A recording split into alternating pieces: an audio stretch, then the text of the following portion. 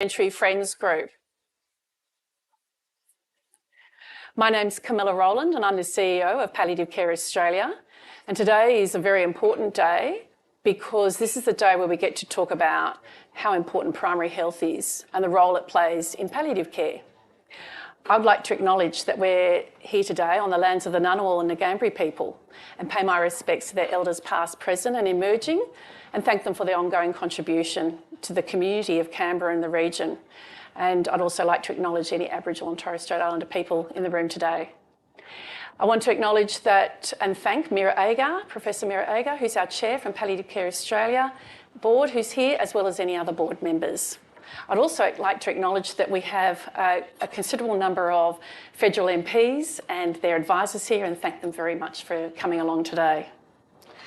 I'd like to thank all our stakeholder partners and big national health organisations like Dementia Australia, National Rural Health Alliance, ACNA, NATSIAC and many others who are here today. So today we are live streaming this particular session and of course we have people in the room and I'd like to acknowledge those people who are coming in online. Once we hear from all three speakers today, we're going to have panel and you'll be able to ask questions from the floor and we will have time for your involvement in this panel session. So we gather at a really critical time of health reform. The 47th Parliament is hard at work, looking at ways we can grow and strengthen the care economy. And these are words that have been floating around for the good last 8 months since the new government came into being. People are looking at the care economy and saying, what does specialist health role look like now and in the future? What does primary health and other health sectors look like? And how does that work with community and community sector providers? So we're really hopeful and excited about the opportunity that this presents. Today we hope you'll leave with a real sense of power of primary health in palliative care. A good death is the right of every Australian and our primary health workforce is central in providing that service. Just as we value world-class in birthing services, we need to invest in end-of-life care. All need to have a vested interest. Before I introduce our panel, I actually would like to introduce our co-convener. One of our co-conveners is Sandra Katrina Billick. Sorry, she's not able to attend today, but we have Nola Marino. Nola has been a long-term friend of the Parliamentary Friends for Palliative Care. She's the member for Forest in Western Australia and has been re-elected 5 times since 2007. And throughout that time, her interest has been a commitment to palliative care and end-of-life conversations. Nola, I would welcome you up to the lectern.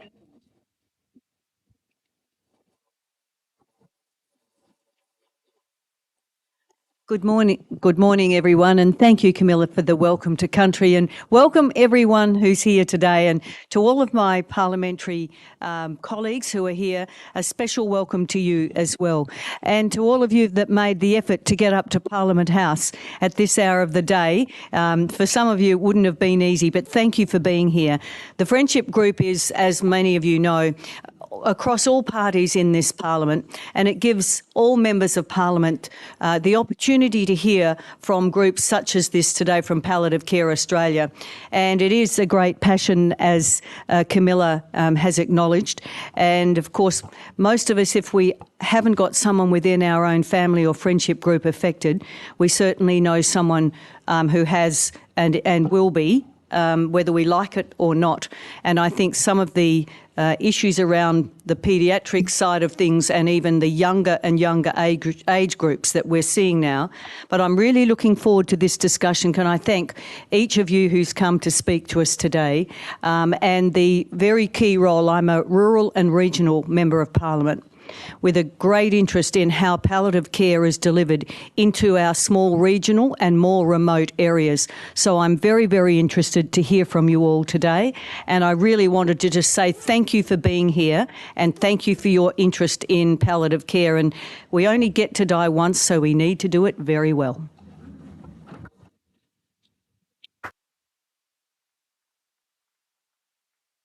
Thank you, Nola.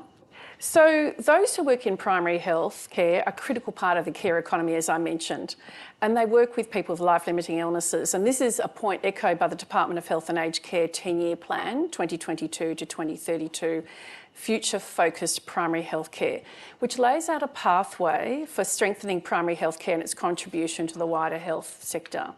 So building on that plan, Palliative Care Australia has released the National Palliative Care Standards for all health professionals and aged care services to support primary health professionals. So both the Department's 10-year plan and our palliative care standards come at a time when primary health is being acknowledged for its critical role in health reform more broadly and delivery of palliative care, including the recent Strengthening Medicare Task Force report. Of course, it's not only health professionals, it's paid and unpaid carers, volunteers, who all contribute to the broader care economy. The National Palliative Care Strategy acknowledges this, and carers, including family members, often end up being connectors with the medical and other health teams, including primary health providers. It's also important to remember that carers have health and wellbeing needs of their own.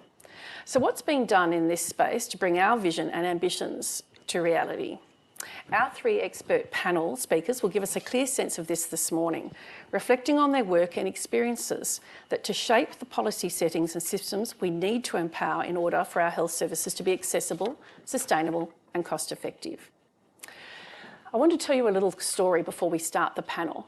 On Thursday night, I caught a plane to Brisbane, and on that plane sitting next to me was a woman whose sister has pancreatic cancer. Her sister's 52 years of age, and she lives in a region very close to Canberra. And her brother is a GP. Her sister is now having chemotherapy to treat the pancreatic cancer pain, not as a curative form of treatment, but as a pain relief. No one has referred her to palliative care. Her brother, who's the GP, is not sure when she should be referred to palliative care and what the role of his sister's GP should be. This story illustrates to me we still have a long way to go to understanding that interconnection and interface between primary health and palliative care.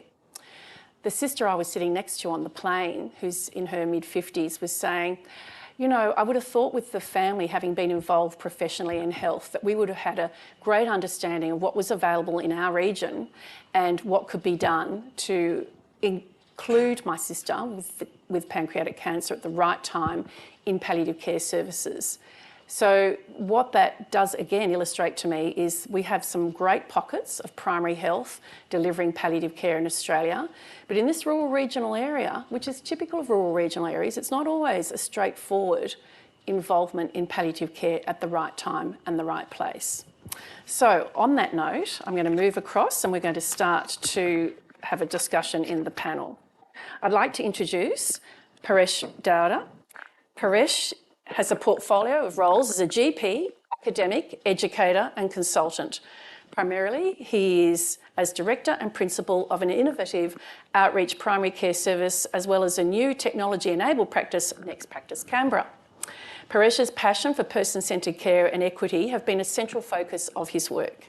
He has a special interest in palliative care and provides services to housebound people and those in residential aged care, working closely with specialist palliative care services. And can I just say, he is a fabulous GP. I have seen him in action and thoroughly recommend him.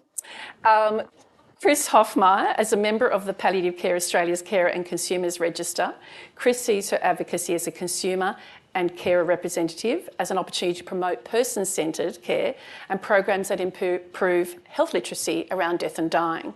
Drawing on her 27-year palliative care nursing career, Chris believes it is essential consumers are heard and integrated into policy development and service delivery. Julianne is a nurse practitioner, and she's a specialist palliative care nurse practitioner who works for Calvary Public Hospital here in Canberra and the specialist palliative care aged care service at Clare Holland House. She has more than 18 years' experience providing nursing care in oncology, aged care, palliative and supportive care. She's also chairperson of the ACT branch of the Australian College of Nurse Practitioners and a member of National Council of the Australian College of Nurse Practitioners. So all of you have more than 100 years between you of experience. So, Feels like it, doesn't it? so we're very keen to hear what you have to say. So let's start with the first question. What does a good death look like? Chris. Thanks, Camilla. And look, I think it's really useful to start with, when things go well, it can actually be a good day. And as a clinician, I go to patient stories. I'm going to share a patient story with you. And this is a patient who came to our practice in December 2021. So she's visiting her daughter, this particular patient, let's call her Margaret. She's in her late 80s, lives in Orange, came over for Christmas to visit her daughter. On Christmas Eve, we get a call, actually not Christmas Eve, the 23rd of December afternoon, we get a call from the daughter to say, my mum's come to visit me. I'm terribly worried about her. She looks really unwell. So I went along and saw her at home on Christmas Eve in the afternoon. She was frail. She didn't have anything particularly acute going on, but she didn't look great. We spent a couple of hours, went through a lot of information gathering. As part of that process, it emerged that about 9 months prior to that, she had a short hospital attendance. When she was anemic, she had some abdominal pain. There's a suspicion of maybe bowel cancer, but she decided not to follow through, and she did not tell her family that. So that conversation went on to a goals of care conversation. Actually ended up drawing up an advanced care plan that afternoon on Christmas Eve, which was actually quite cathartic given the time of year it was as well for the family. A lot of family came down over Christmas to see her.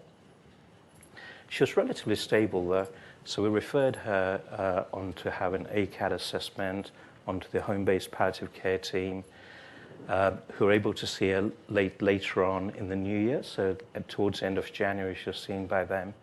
She remained fairly stable for a couple of months and then went into a phase of decline and then a terminal phase.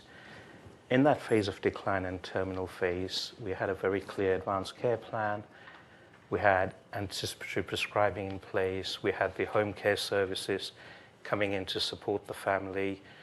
There was constant either visits or virtual consultations from myself, liaising with the home-based palliative care team, and importantly, the home care services and the community nurses going in. She died in May 2022 at home, surrounded by her family, very peacefully. So I think that was a good day. I still get messages from the daughter of appreciation and thanking me around that, but I think it's very much a team-based effort, but I think coordinated by primary care. And it sounds also as if she had wraparound services that Absolutely. supported her. So many multidisciplinary team approach in essence. Chris, tell me for you, what does a good death look like for you? Well, I draw on more my personal experience as a consumer rep, and I've been directly involved in the care of about 4 family members who've died. I've probably had about 8 or 9 direct family members who have died, and I think about 2 who actually died at home. And the key was, for them, was a great GP involved. And they all had early referrals to palliative care. So that made a difference. So palliative care, as in terms of specialist palliative care, was involved early, but still the crux of the work was done by the GP and the primary health providers, and access to equipment for them was really good. And I guess that I draw on my sister's death, who died at home only about a year ago, and the night before she died, she was laying in the bed in her own house, surrounded by myself and the rest of the family members, and we all had a meal together. She was totally not aware. Of course, the television was on, the younger children were playing games, there was lots of talking, lots of laughing, and everything was there, and we knew exactly what we were doing. And so my abiding memory is that of her being there surrounded by her family. on that day, but it is good GP, early access to specialist palliative care, but it's not, specialist palliative care is not needed for everybody. It depends upon the circumstances, but, and being able to access equipment and services. And having family on the same page, having advanced care planning in place so that we fully understood the wishes of our family member and were there to carry them out and make sure they happened, and it did. Thanks, Chris. And what about for you, Julianne? Very much the same as Christine's just said, but I'd like to add that our picture of a good death where everybody's around the bed holding hands is not necessarily always the only type of good death. And I think a good death is a safe death where people feel that they're getting the care they need, where everybody has recognised that the person is either at risk of dying or is dying and has started making the plans for end-of-life care. I do see lots of situations where families believe one thing, the person who's unwell believes something else, and the GP believes something entirely different, and people bounce in and out of hospital and are on a treatment treadmill until the very last week or two of life. And I think a good death is where you recognise that the end is coming. You talk about it, everybody's open, everybody understands what's important for end-of-life care for that person, and you meet all of the needs. So not just, you know, giving pain relief, but the spiritual and the psychosocial needs of the entire family, not just the person that's dying. So, Julian, that's a good segue into the next question. So you've reflected on a good death is not necessarily, you know, that picture you might see in a movie where everyone's surrounded, you know, around the bed with the person, that people have different ways of considering what they might think is a good death. So setting that aside, why can't we provide this palliative care experience for everybody? It's a bit of a postcode lottery. So if you live somewhere like Canberra where you've got specialist palliative care services and great GPs and a community service that can go into homes, then you're really lucky. But 10 minutes down the road in Queanbeyan, for example, they don't have specialist palliative care going into residential aged care facilities. So if you've got specialist palliative care needs and you're in Queanbeyan Hospital, you don't get the same level of service that you get here. Likewise in Sydney, if you live in the western suburbs of Sydney, your access to primary palliative care is less than if you live on the North Shore. So I think we've got a lot of work to do in Australia to address that inequity in services available. And thank you for raising about the postcode lottery, because that's something at Palliative Care Australia we often talk about, is one of the major issues in Australia. And it's not just in rural Australia, in some metropolitan areas, it is also a postcode lottery as well.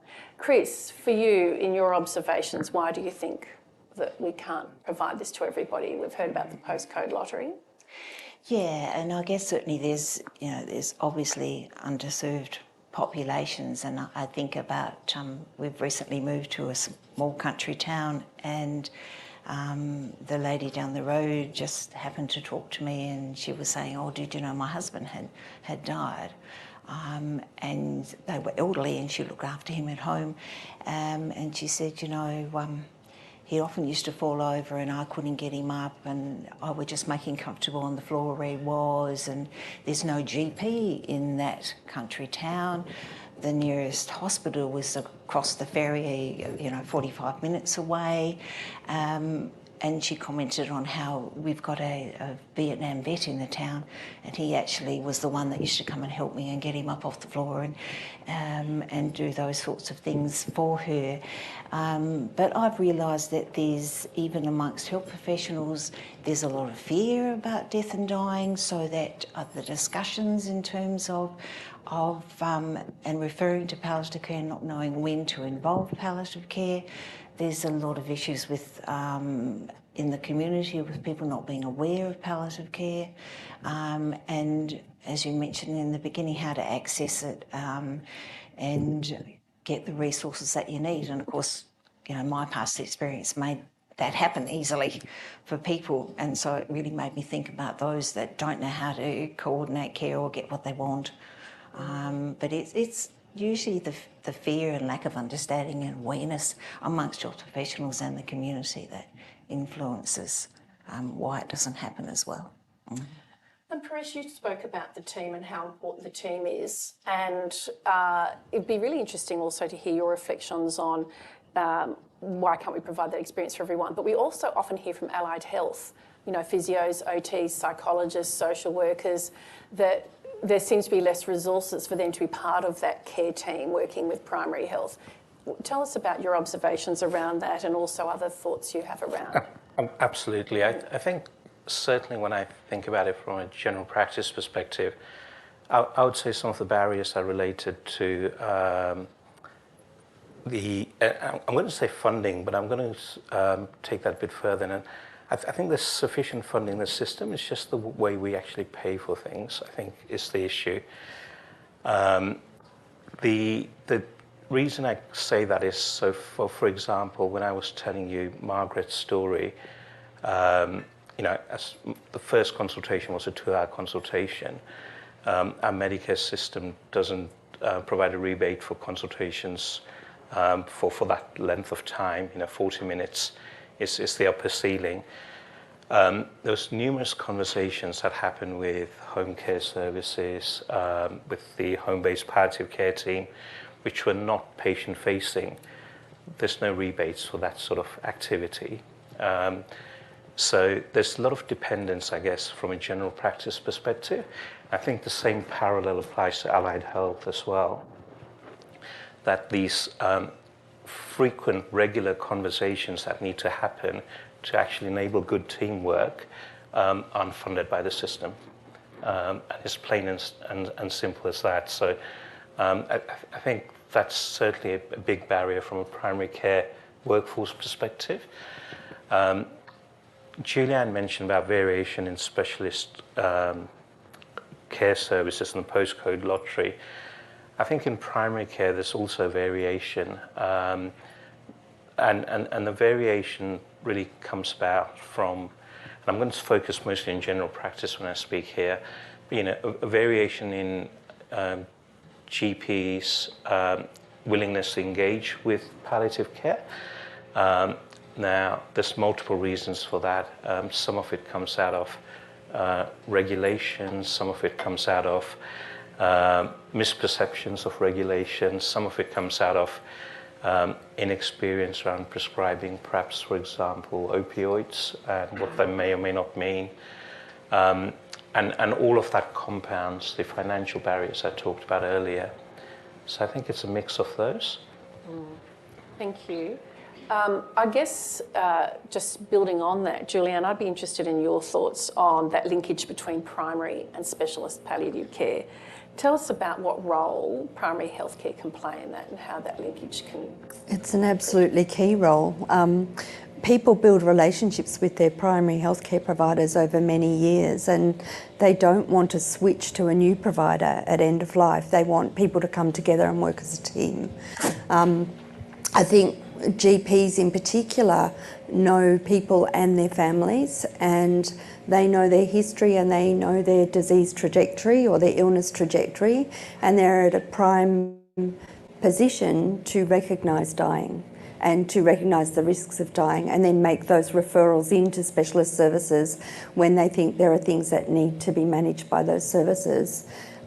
Certainly, Paresh and I work together a lot, and multidisciplinary case conferences where you have the primary health provider, the specialist palliative care team, the family and the person all coming together to come to a shared understanding of where things are up to and what the goals are, and to talk about what the future looks like and what we need to do to meet the needs of that person. I think that interface of coming together and working as a team is absolutely essential. And we know there's some statistics around something like, 300 specialist palliative care physicians in Australia, 3,500 nurses working in palliative care. We don't have the stats on allied health and how engaged they are in palliative care. But we know that specialist palliative care can't do everything. They can't see every patient, nor do they necessarily need to. So that linkage with primary health is critical, and other health sectors. So what do you think we need to do as a nation to allow primary health to play a greater role? What are some of the things we need to put in place? Paresh, if I can start with you. Sure. So, I think it starts with capacity and capability building. Julianne talked about the longitudinal relationship patients have with general practice. I think we need to facilitate, enable that longitudinal relationship to be able to identify people early, to be able to have those advanced care planning conversations, to have them documented appropriately, consistently. The power of these conversations is really important, and I think we still don't do enough of that. And then I think it's very much about thinking about how we enable team-based care and what that really means in practice. So the ability to introduce and strengthening Medicare Task Force report you mentioned earlier, Camilla, talks about blended payment models and alternative funding models. Introducing payment models that are fit for purpose, because our current payment models aren't fit for purpose, to enable that team-based care to happen, to enable conversations to happen not only with the patient but with the family members and with the wider team. So I think that would be a really good start, and it's very much aligned with what we're hearing about the direction of policy. So that's good. I think they will be two great starting points. Chris, from your perspective as a consumer and carer, what do you think some of the things we could do to strengthen primary health in playing a greater role in palliative care? As I said, my experiences have had really good general practice and involved from the GP, but I think the big thing is empowering the community to be able to talk about death and dying, to be able to know that working out what they want and what they need, how their wishes are met, isn't going to, if they have a diagnosis, make them die quicker, but all of us having that understanding and awareness of death and dying, being able to clearly state what our wishes are, make our plans, and so it's basically, it's education of the people in primary health care, which is happening, but it's also education and awareness in the community, and getting people to understand that making their wishes and saying what they want and what they need at any point in their life for their end-of-life care is important. So I think it's basically death literacy, health literacy around death and dying is what's going to make the difference. Yeah. And we know from independent surveys that have been done that the community awareness about what palliative care is actually really high now, at around 90%. But here's the rub. So the issue is that people might know what palliative care is, but they don't necessarily know what's involved. They don't know when they should access palliative care, and they don't always know how the system works. So there's still a lot more work to be done. So that death literacy involves thinking about when does that access occur and who's involved and what does that look like? Because as you've all said, good death looks different to different people. And yet we know that the number of people who are going to die in Australia is going to double by 2050. That was the official report that was done by KPMG a couple of years ago. So we're going to go from 100,000 people with life-limiting illnesses to 200,000 people within the next 25 to 30 years. However, when you look at recent stats, such as the actuarial report, which showed that we actually had an extra 20,000 deaths last year that were unanticipated, and most of those were due to either COVID or COVID-related illnesses. We know that number is more likely to come at a faster rate, probably more likely 2040. So, having said that, and we know that demand is going to drive up fairly quickly soon. what do you think, Julianne, some of the things are that we need to do to strengthen primary health? And I want to touch on your thinking around upskilling and educating other areas of the workforce in this.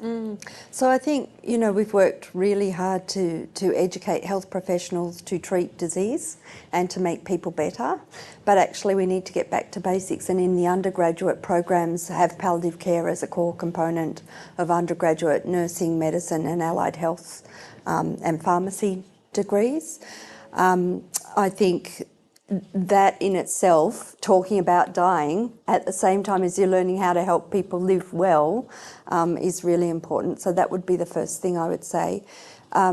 Increasing opportunities such as the palliative experience, the PEPA program for general practice and pharmacists to come into specialist palliative care services and actually tag along and be exposed to how palliative care can be done well. I think that really makes a difference. And, you know, when I have GPs tag along with me for 3 or 4 days in a week and then go back to their practice, and then I start to see referrals come through, or they'll just ring and say, I've got this patient who doesn't need specialist palliative care, but can I get your advice about managing this symptom?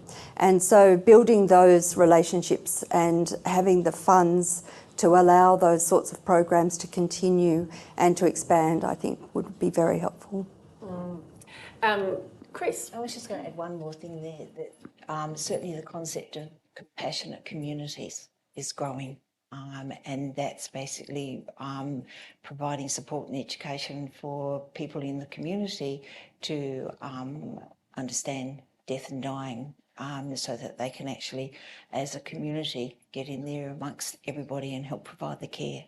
And you know, and Queensland Palliative Care had a really good program going where they actually had a system called Last Aid versus First Aid, and they actually were having programs that were teaching the general public about how to provide palliative care and what to do and understand at the end of life. So those two concepts are also Compassionate communities has definitely taken off in Yes. areas in Canada and certainly pockets of Australia really been looking seriously at that, investing in that in the last number of years. Paresh, from your perspective around upskilling workforce, is there anything in particular or any key points that you might have around areas we need to target?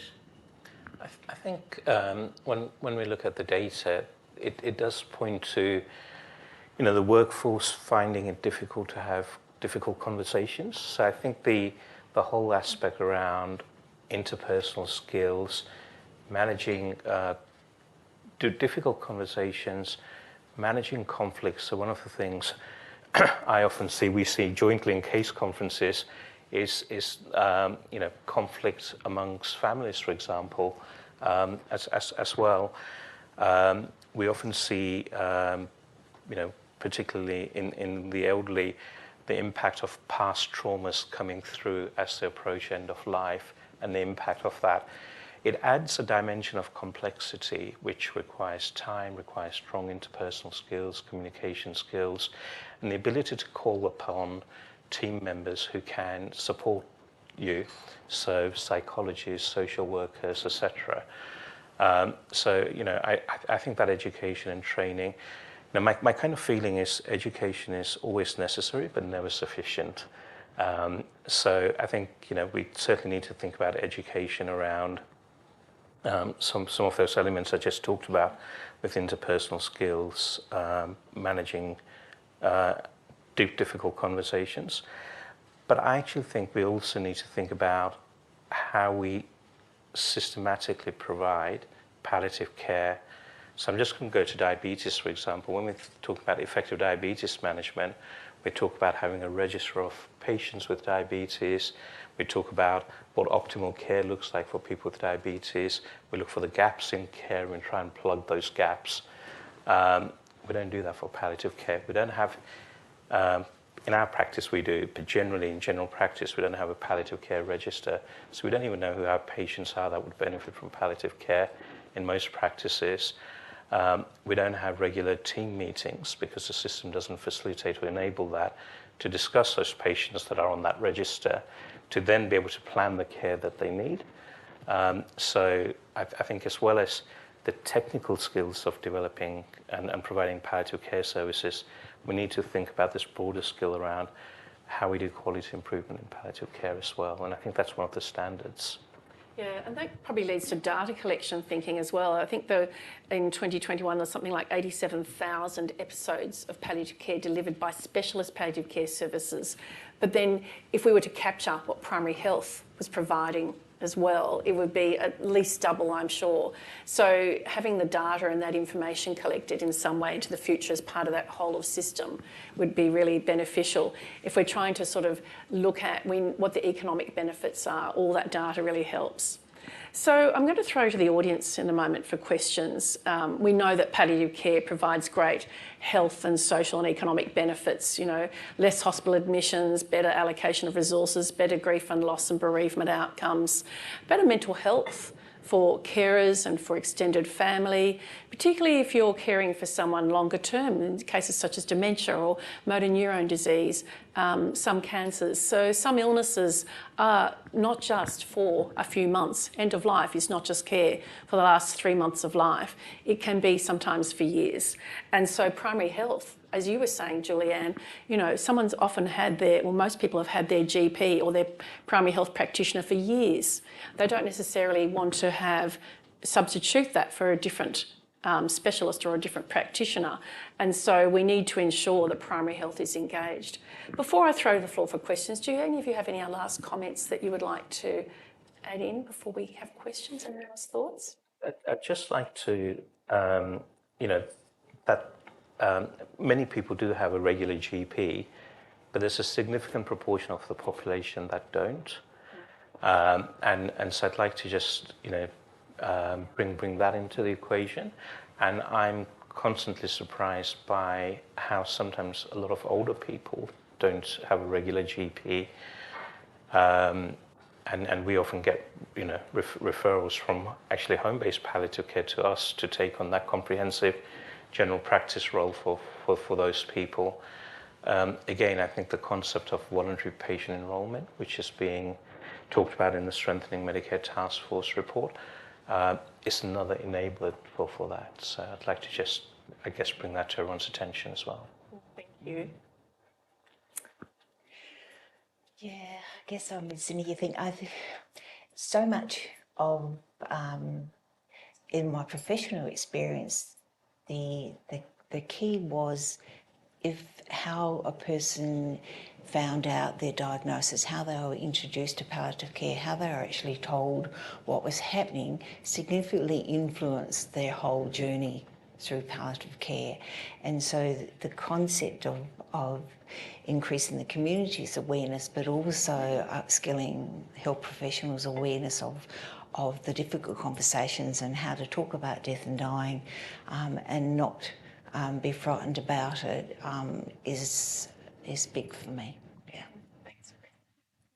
I'd probably like to just raise the gaps in residential aged care, which is my professional bias, because even though I've said people have a long-standing relationship with their primary care provider, for a lot of people who go into residential aged care, their provider doesn't do aged care. And so to have to change provider in the last 6 to 12 months of life, I think is dreadful.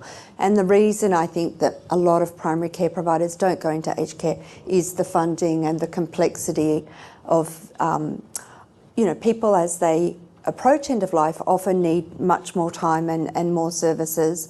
And if they're not being remunerated, they're not going to go in and do that. So that's my personal little soapbox.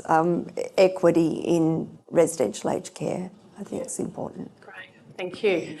Georgia in the green blouse, has a microphone she's going to take around to people. Marie, you've got a question. Camilla, thank you so much. And to the panel, what a fabulous discussion this morning, and such an important one. Paresh, my question is for you, and you mentioned that at end of life many people re-experience trauma, or that's something that comes up. I'd be really keen for you to say a little bit more about that, please. Yeah, sure.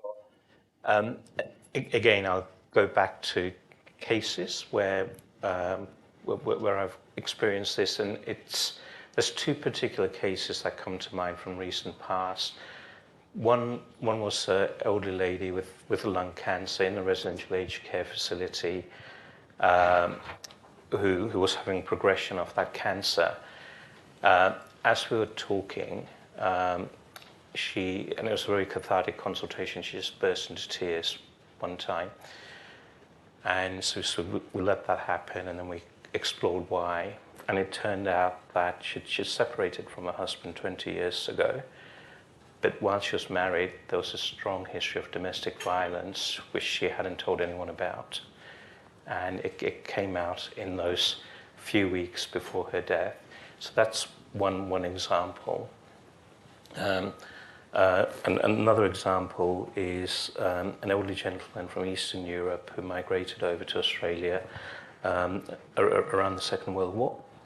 Had a very difficult migration and journey to Australia, was imprisoned at times in his journey.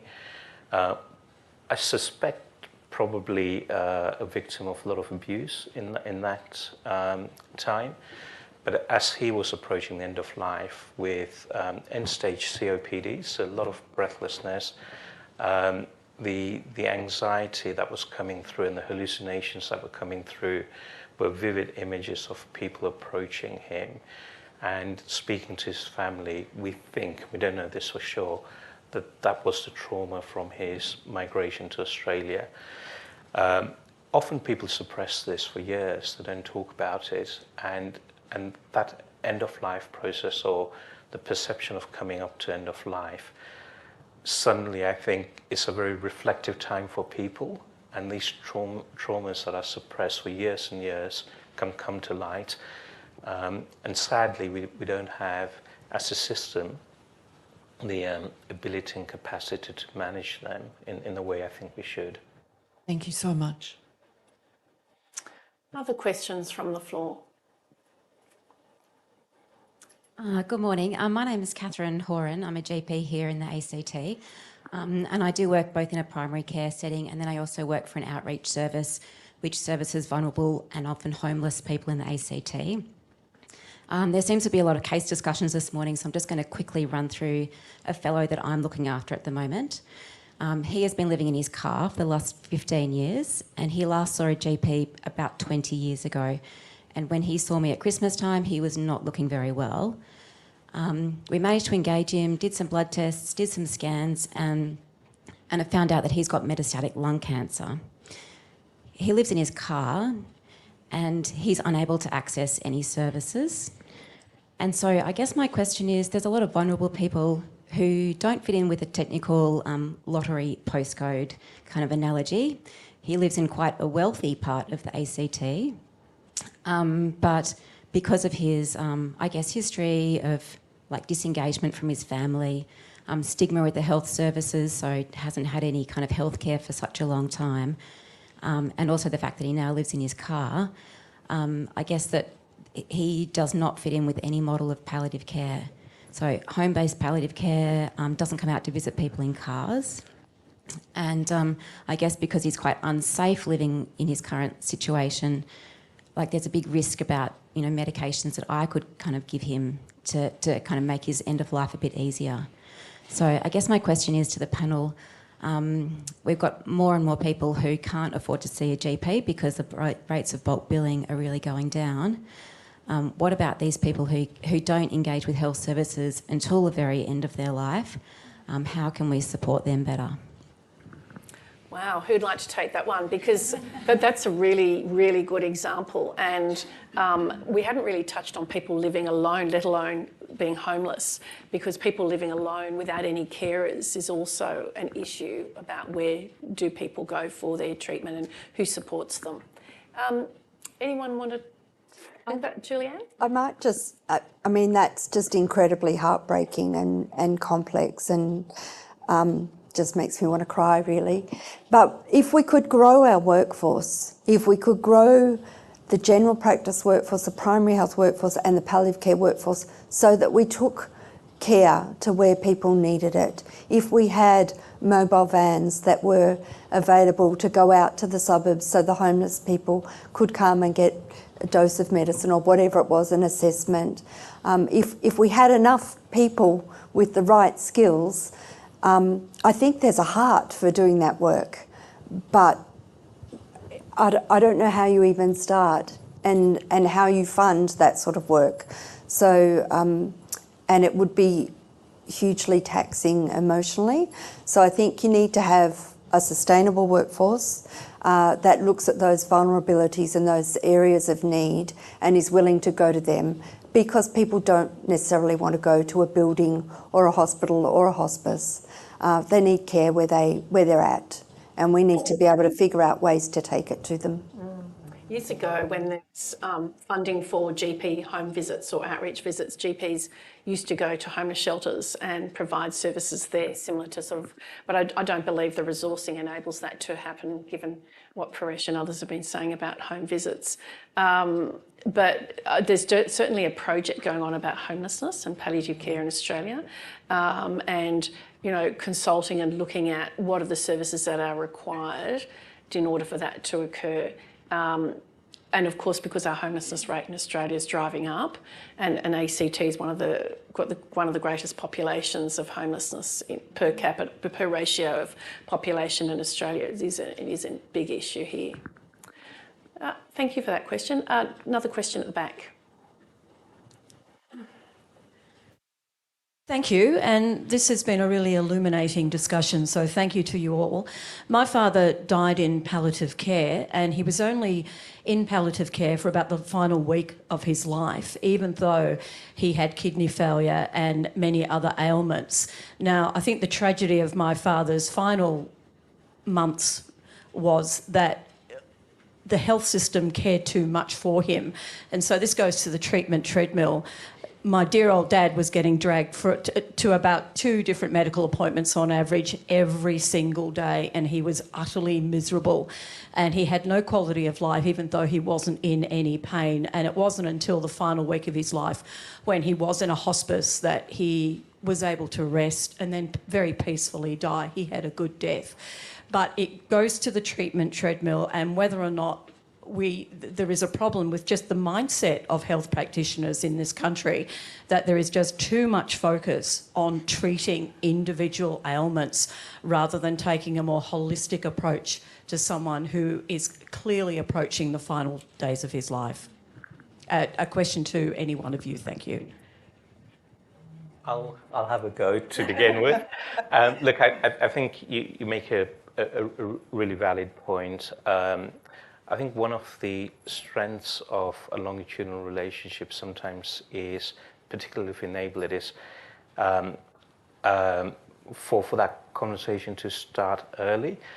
I think there's sometimes a polarity approach to palliative care. So you're either palliative care or you're active treatment. Actually, both can coexist. And we just, it's a bit like sometimes people, we go more down a sort of palliative care approach, take a few things away as a person's condition sort of progresses. And I think it comes down to having those open, honest conversations right across the person's journey of care. So I think, again, it's just calling it out, isn't it? That sometimes we have this polarity approach. Let's not have that. Let's just accept and agree that the two can coexist. I think the broader sort of system issue for me around it is integrated care or lack of integrated care. So how do we all work and get on the same page? So, how does a cardiologist, the respiratory physician, the nephrologist, the palliative care team, and the GP work with the patient to get on the same page? That's where I see the biggest tensions around sort of integrated care. And, I think, again, Julianne talked about relationships and building that with palliative care and GPs. There's a saying around integration happens at the speed of trust, and so we need to sort of look at that healthcare neighborhood and think about how those relationships between those different specialists and primary care happen as well. Are we making progress towards that integration? And what I've just described is not a criticism of any health practitioner that looked after my father. There just wasn't that integrated approach. But my feeling is in some areas we are, but not in all areas. And where we are, it still seems to take a bit of a condition-focused approach. So people might say, let's focus on, COPD and try and get better integrated care in COPD, of course at the expense of all the other comorbidities. And actually the biggest chronic disease now is multimorbidity. Thank you. I might just add to that. I think there's a lot of work to be done because we still have the Commonwealth state divide. And so you've got people in public hospital systems being treated by renal physicians and cardiologists and respiratory physicians, and primary care providers in private practice. And there's no technology that links them other than faxes or HealthLink sending out an automated letter to say your patient came to our clinic today. So there's a lot of work to do to actually just break down the silos.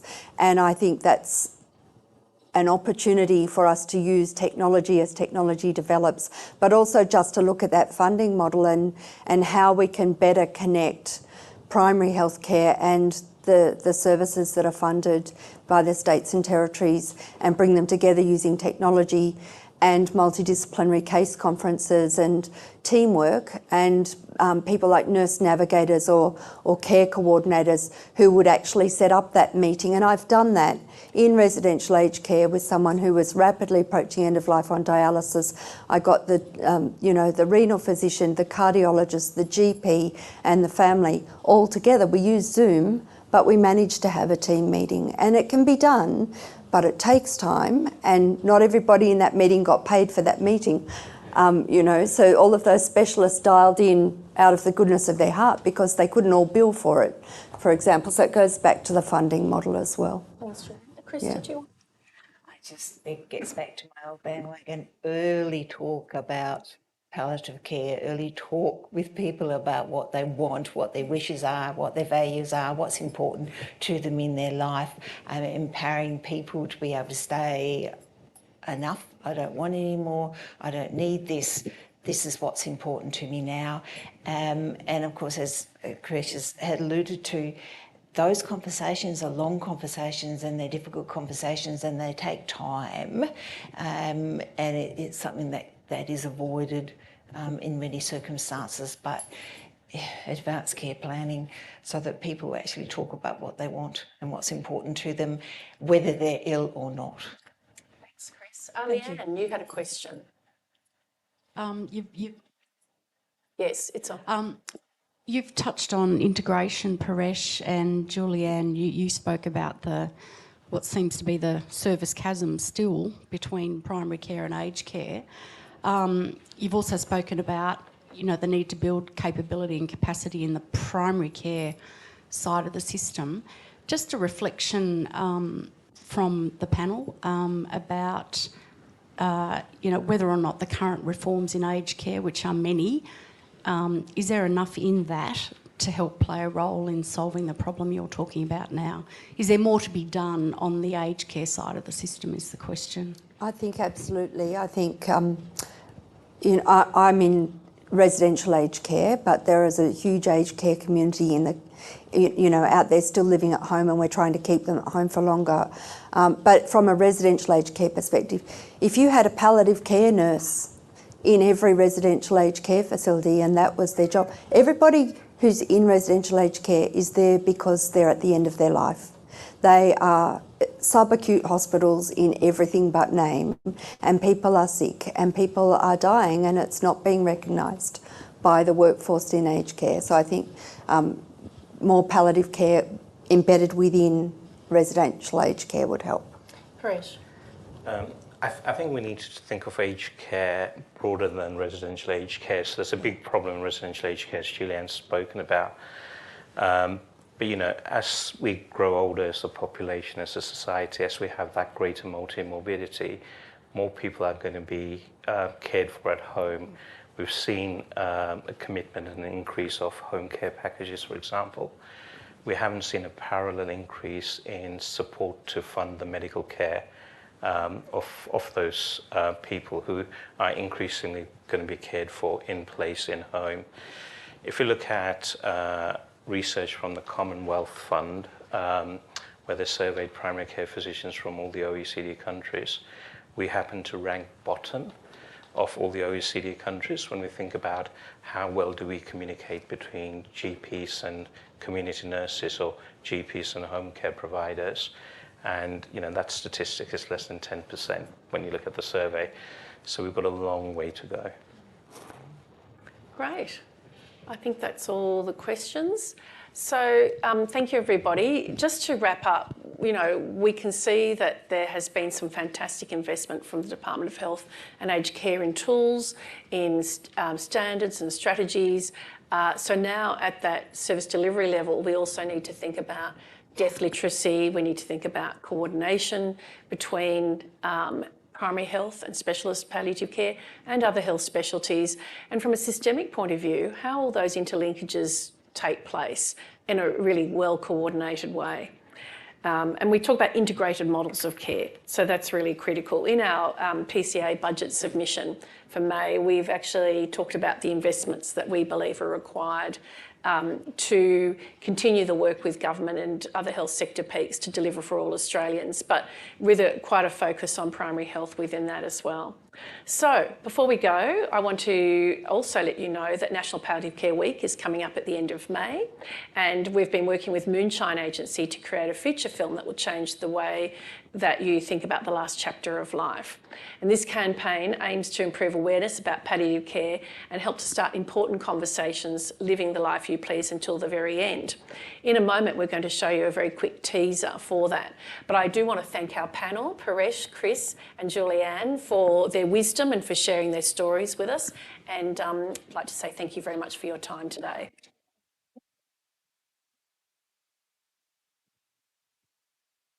So we might just show you now a quick extract from Live the Life You Please so that you can see. This will be a feature-length film that will come out and hopefully played all over Australia. This story is about what makes us who we are. This is a story about life and death, and about the things that really matter. The majority of people will die needing good palliative care. The thing is, though, nobody wants to discuss it, but avoiding this subject might be making it harder for each of us. There's a lot more in palliative care than people realise unless you go look. We don't expect people who have a life-limiting illness to die alone. The biggest myth is that palliative care is only about pain relief. The earlier palliative care actually starts, the longer you live. What palliative care was 20 years ago is not what it is today. If people can pass in a way that they want to, is beautiful. By openly acknowledging the reality of death, we're actually better equipped to engage with life. When you have that knowledge that this is going to happen, it's so loving. The good news is that talking about death won't kill you. It's about making the most of the time that you've got. Not everybody that comes into palliative care goes out in the horizontal. After I got the diagnosis, I thought, to hell with this, I am not going to let this get me down. I will not be going quietly, let me tell you. To have those words that my mum wrote, it keeps me positive. I don't know, music must have done something. I think she deserves an happy ending. She might even see me out, I don't know. Be the person you want to be. Live the life you want to live.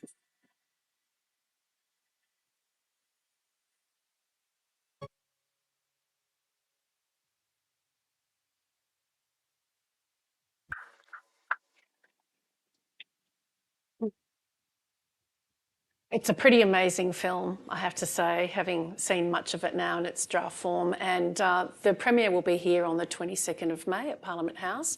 And if you'd like to register to see that, there is a QR code at the conclusion of this event that you can go and register with. And today's session will be available for you to watch back on Facebook and PCA's Facebook and YouTube. And there are some booklets and resources available on the standards. So please stay in touch with us at Palliative Care Australia, and we welcome any questions and discussions you'd like to have with us. And thank you very much for giving up your time to come along this morning, an early rainy morning. Thank you very much.